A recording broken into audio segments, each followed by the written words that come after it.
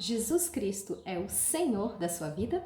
Sobre isso que a gente vai conversar hoje. Senta comigo que essa conversa vai ser muito boa. Olá, eu sou Gisele Martinhago, você está no canal Martas e Maria, seja muito bem-vinda. No início dos evangelhos, que a história conta a história de Jesus enquanto ele caminhou aqui com a gente, nesse mundo material, aparece sempre a história de João Batista, dizendo que ele preparou o caminho do Senhor. E em Mateus 3:2 a gente vê qual era a mensagem de João Batista. Ele dizia assim: arrependam-se, pois o reino dos céus está próximo. Então essa foi basicamente a mensagem do João Batista. A gente não vai focar na primeira parte, que é o arrependam-se, que tem todo o entendimento do que realmente significa essa palavra arrependimento. Mas eu quero que você olhe com carinho para a palavra reino. Então aqui João Batista sempre dizia isso: arrependam-se, pois o reino dos céus está próximo. Aí lá em Mateus 4:17, a gente vai ler assim, ó. Daí em diante, Jesus começou a pregar, abre aspas, arrependam-se, pois o reino dos céus está próximo. Ou seja, João Batista preparou o caminho para o Senhor Jesus e Jesus chegou aqui e começou a proclamar essa mesma mensagem, que o reino dos céus estava próximo, era para as pessoas se arrependerem. Daí lá em Mateus 10:7, Jesus ele envia os discípulos, ele foi preparando ali os discípulos e ele enviou eles e disse assim: por onde forem, preguem esta mensagem, o reino dos céus está próximo. Então a gente vê aqui que era a mensagem de João Batista, foi a mensagem de Jesus, foi a mensagem que ele mandou os apóstolos e os discípulos levarem para as outras pessoas, consequentemente é a mesma mensagem que nós hoje como discípulos também precisamos entregar, que o reino dos céus está próximo. Na oração do Pai Nosso, quando fala ali, a oração que Jesus ensinou os discípulos a orar, tem uma parte que ele fala assim: venha o teu reino, tá em Mateus 6:10. Aí no finalzinho da oração ele diz assim: pois teu é o reino, o poder e a glória. Então Jesus falou sobre reino aqui 2 vezes só na oração do Pai Nosso.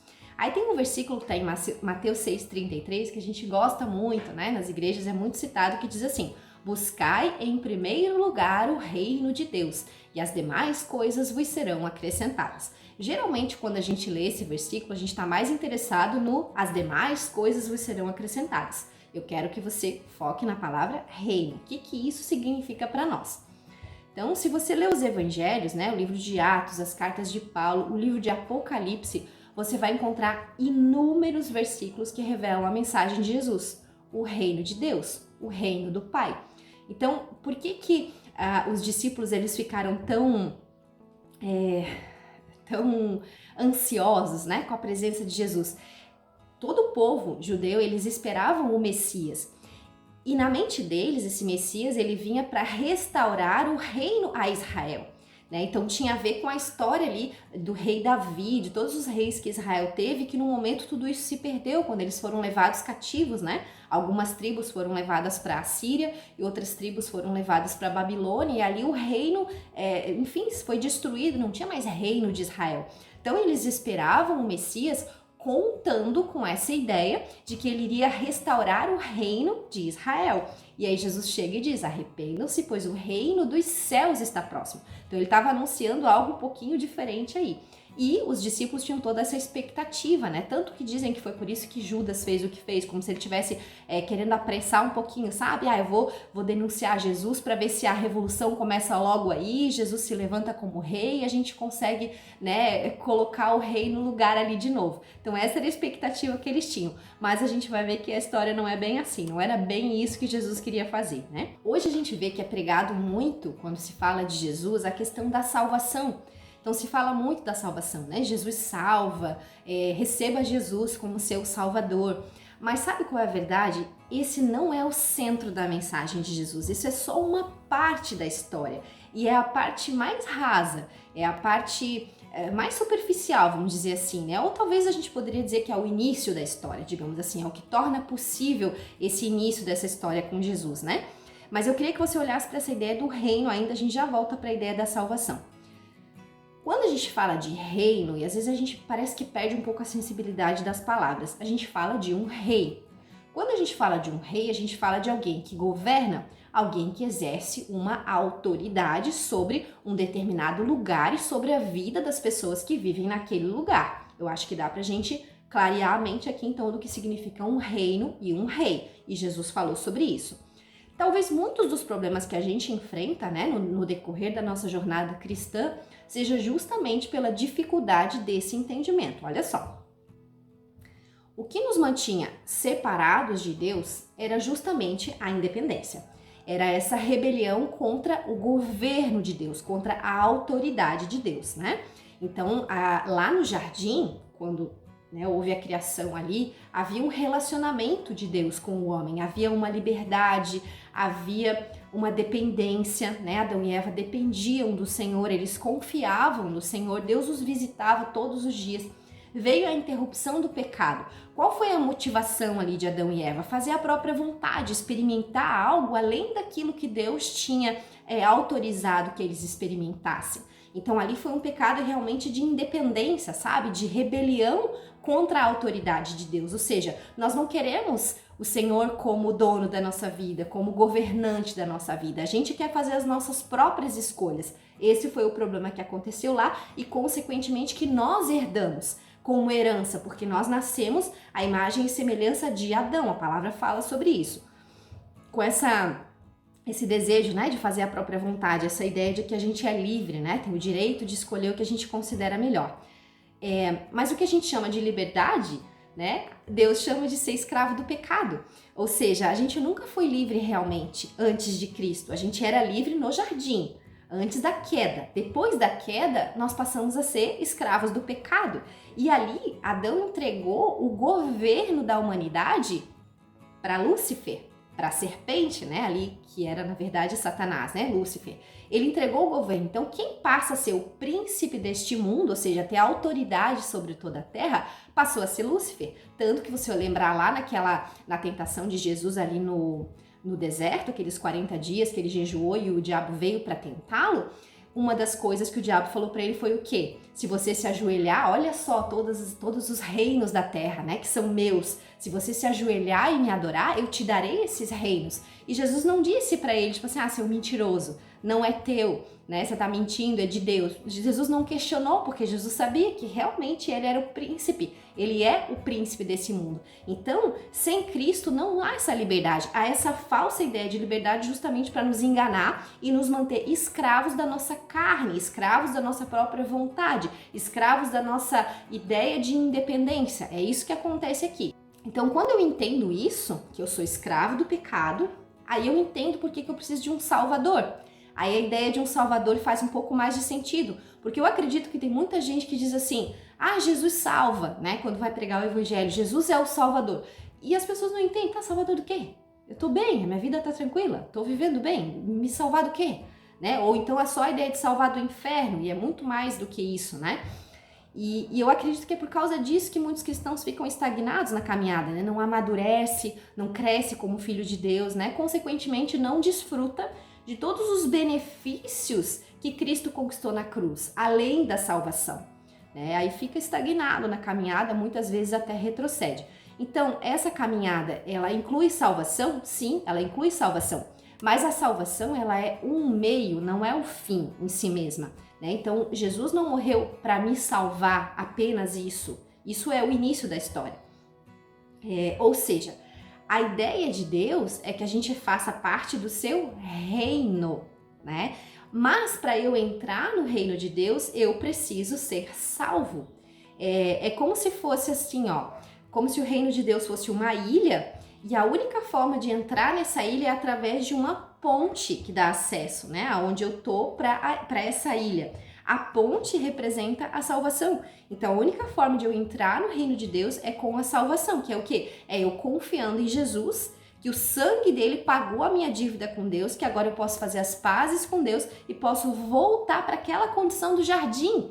Por isso que chama redenção, porque é Cristo restaurando a realidade do jardim, a realidade do relacionamento que nós tínhamos com Deus antes da queda. Por isso a palavra redenção.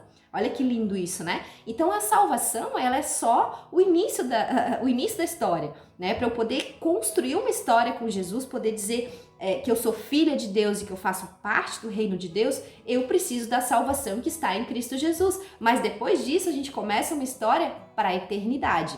Então, olha que interessante. Aí, em Colossenses 1,13, Paulo nos fala assim, ó, pois ele nos resgatou do domínio, ó, domínio fala de governo. Então, pois ele nos resgatou do domínio das trevas e nos transportou para o reino do seu Filho amado, em quem temos a redenção, a saber, o perdão dos pecados. Então, olha o que ele está dizendo aqui. Jesus nos tira do domínio, do governo das trevas, nos coloca no reino do seu Filho amado, né? Em quem temos a redenção, ou seja, a nossa dívida foi paga, os nossos pecados estão cravados, a nossa dívida contra Deus está paga e a gente passa a ter acesso a Deus e a viver a mesma condição então que a gente vivia no jardim. Então foi isso que Jesus fez por nós. A questão, então, eu quero deixar bem claro isso. A salvação é importante, sim, ela é como se fosse o bilhete de entrada, mais ou menos isso, tá? Mas a questão é que um reino pressupõe a presença e o governo de um rei. É isso que eu preciso entender. E é aqui que muitos perecem por falta de entendimento. Por quê? Porque querem apenas o Jesus Salvador. Querem continuar vivendo suas vidas de forma independente. Eu sou dona do meu nariz, ninguém manda em mim, eu cuido da minha vida e ninguém tem nada a ver com isso. Só que isso não é possível. Não existe isso, não existe Salvador sem Senhor. O pacote é completo. Ou eu recebo Jesus Cristo como meu Salvador e Senhor, ou essa ideia de tê-lo como Salvador, ela não passa de uma ilusão ou de uma ideia religiosa, mas que não vai realmente me colocar numa boa posição diante de Deus. Então eu preciso entender que existe um pacote completo, né? E muitas vezes a gente age como se Jesus passasse a ser o nosso gênio da lâmpada. Então eu passo a buscar a Deus e querer Deus por aquilo que Ele pode me dar, pelos benefícios que eu posso ter, né? E como se Ele fosse eu fosse o Senhor dele, né? Eu dou as ordens e Ele me dá as bênçãos, né? Então isso está muito longe de ser a verdade do que seria, do que é o relacionamento ideal que a gente precisa ter com Deus, né? Então se Ele é Senhor, qual deve ser a nossa postura, né? Ouvir e obedecer. É isso que a gente fazer aqui um contraponto com a época realmente da escravidão. Hoje a gente tem muito menos acesso a isso, né? Ainda acontece em alguns lugares, mas isso já foi uma realidade muito forte, né? Em outras épocas. Então a gente pensar, por exemplo, o Senhor, né? O Senhor dos escravos. Então o escravo, esse senhor era dono dele, então ele tinha que obedecer. O que acontecia com um escravo insolente ou um escravo que não obedecia às ordens? No mínimo, ele recebia um castigo, né? Aqui no Brasil era muito comum as chibatadas, né? A gente viu muito isso em filmes, em algumas novelas também que retrataram essa situação da escravidão. E em último caso era o quê?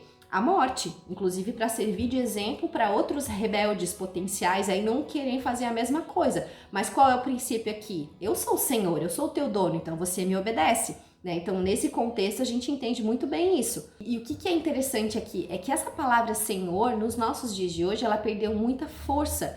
Por isso que a gente tem essa dificuldade, sabe? Quando a gente lê assim, Jesus Cristo é o Senhor, receba Jesus como Senhor e Salvador. Porque parece que para nós hoje a palavra Senhor ela é simplesmente um pronome de tratamento. A gente não tem, sabe, a consistência, a gente não tem a clareza do que essa palavra realmente significa. E no original, a palavra Senhor, ela é a palavra Kyrios, que significa ser dono de alguém, senhor absoluto da pessoa, ter direito sobre a vida dessa pessoa, né? Então essa ideia que eu te falei do senhor de escravo, ele tinha direito, ele comprou aquele escravo, ele tinha direito sobre a vida e a morte daquele escravo, inclusive. Isso é ser senhor sobre a vida de alguém, né? Aí, se a gente começar se a gente pegar esse significado dessa palavra e todos os versículos que você vê a palavra Senhor, quando Jesus falou sobre isso, o apóstolo Paulo também, você substitui pela palavra dono, você vai ver a profundidade que isso tem. Com esse entendimento correto do que significa a palavra Senhor, que é dono, quando a gente olha, por exemplo, para o texto de Lucas 6,46, que Jesus fala assim, por que me chamais Senhor, Senhor, se vocês não fazem o que eu mando? Olha só, né? Então, por que me chamais dono, se vocês não fazem o que eu mando? É mais ou menos isso.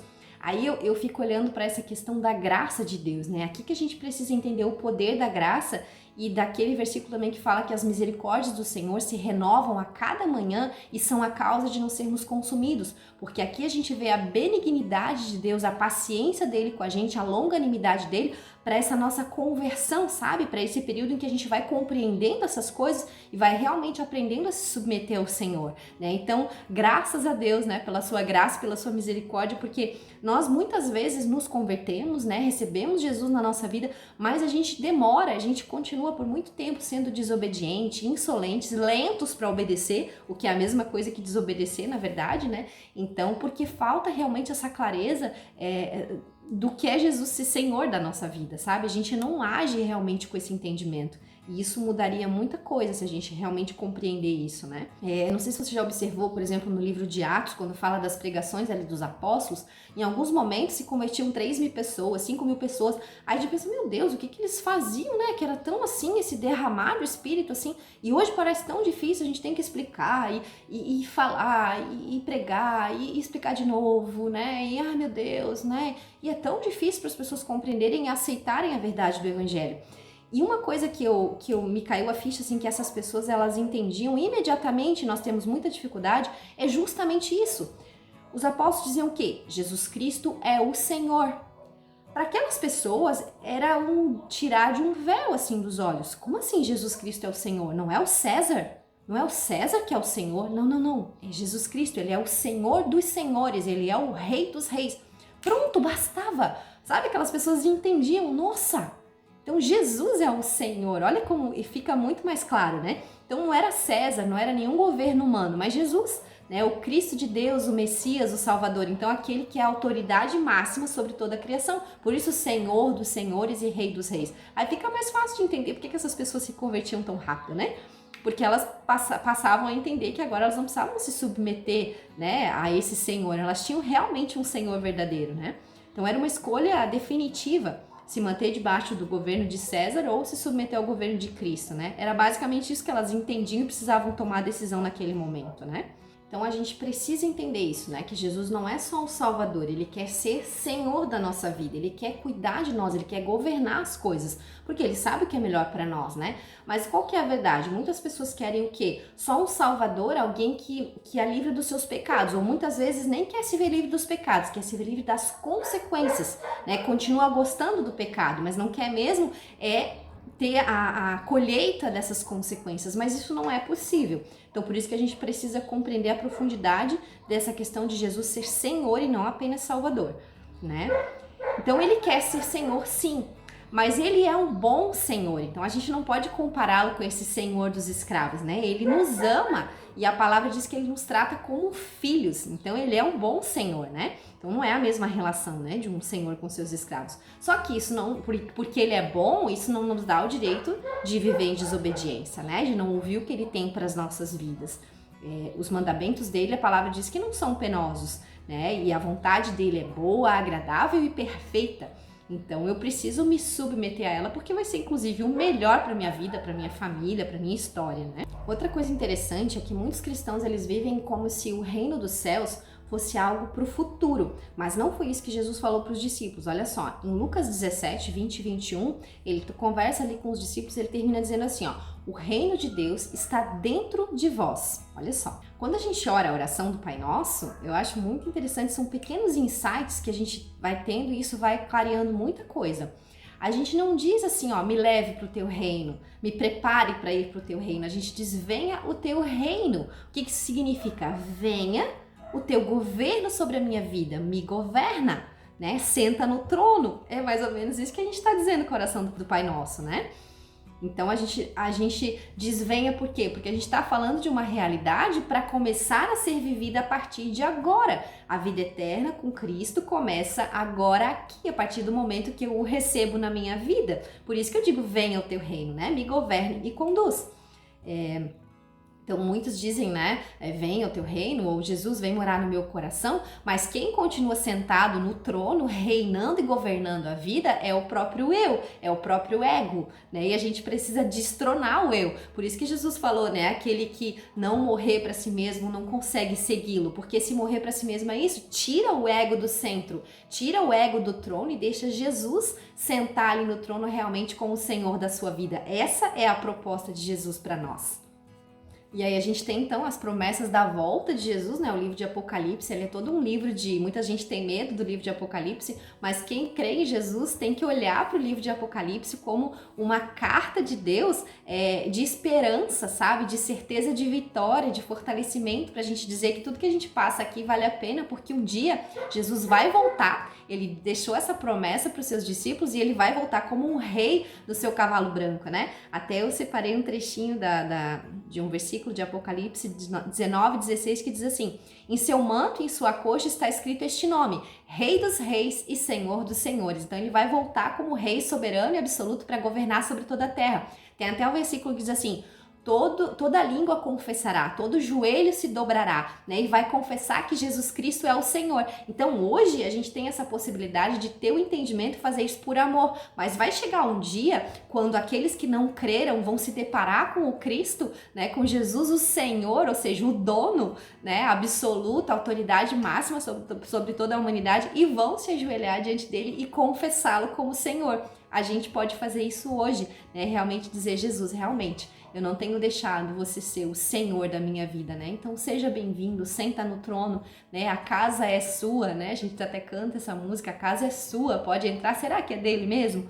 Né? O quanto a gente dificulta isso, né? Então eu acredito assim que esse entendimento é muito importante. Espero que tenha abençoado a tua vida. Quando eu entendi isso, é algo que eu sempre oro mesmo, assim, sabe? Que o Senhor me capacite, né, a obedecê-lo, a ouvi-lo, a não ser rebelde às suas instruções, porque a salvação realmente é um meio para a gente fazer parte desse reino, mas ele quer ser o Senhor da nossa vida. Então que isso seja realidade para nós, tá bom? Te espero no próximo vídeo. Deus te abençoe.